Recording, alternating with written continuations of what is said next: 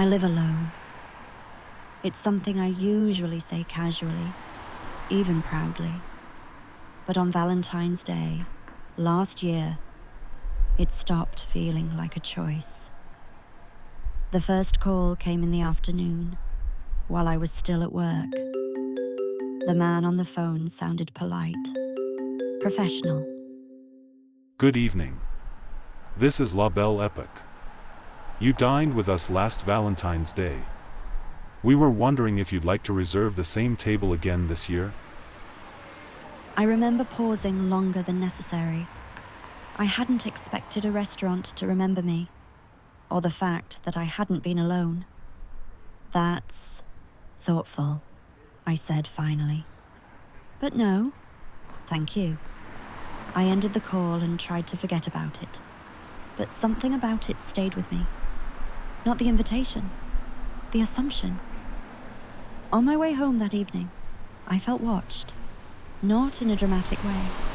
No footsteps running behind me, no shadows darting into alleys, just a persistent awareness, like someone was walking at my pace.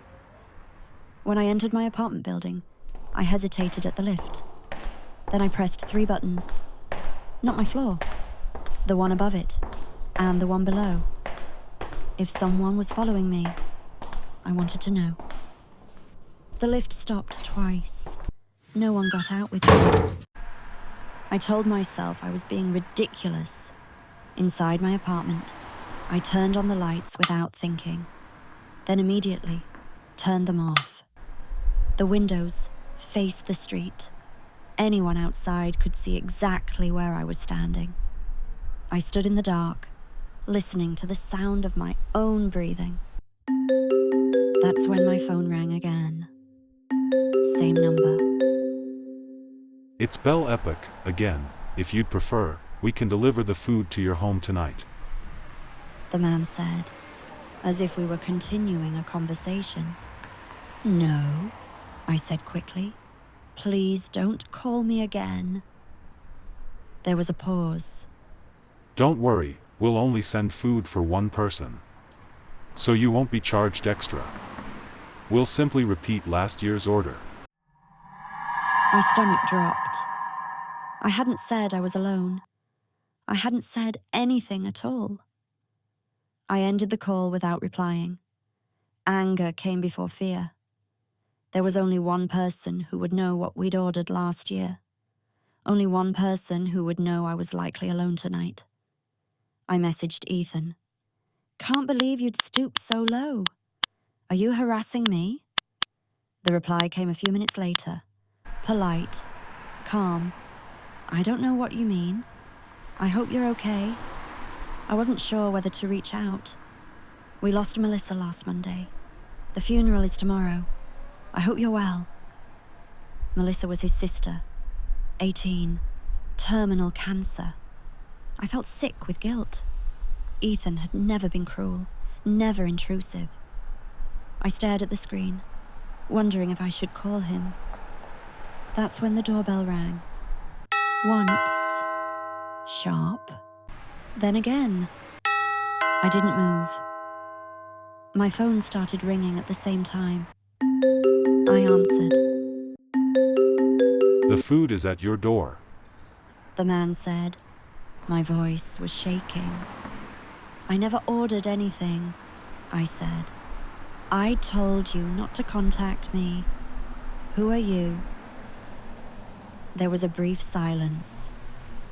Then he spoke again, slower this time. A booking was made from this number at 1756. The caller repeated last year's order exactly. We assumed it was intentional. I put him on hold. My hands were trembling as I opened my call history. There it was, an outgoing call to La Belle Epoque at 5:56 p.m. At that time, I'd been on the underground. No signal. I remember dozing off, my phone warm in my palm. But even if I had sleep dialed, how would anyone know what to order?